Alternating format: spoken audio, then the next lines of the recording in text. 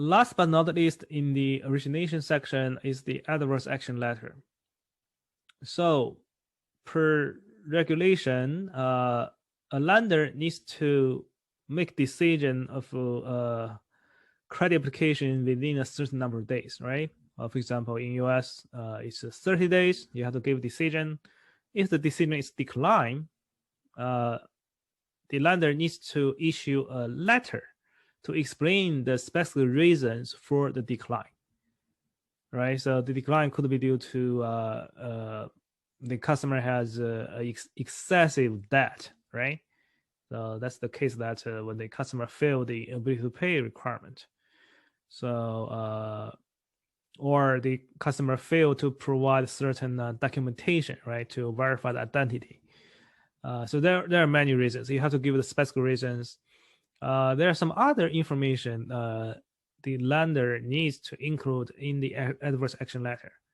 Okay, so if there's a credit bureau score pulled from credit bureau, the lender needs to include that score, okay, on the letter. So the score value, let's say it's 580. Also, the score usually has 4 written codes. It's a numerical value, but there is a text verbiage corresponding to that value. So the lender prints those verbiage on the letter to explain the main reasons driving the value of that score. Okay, so also goes on the letter is the name of the credit bureau, where the score was obtained, whether it's a Trust Union, Equifax, or Experian. The contact information of the credit bureau.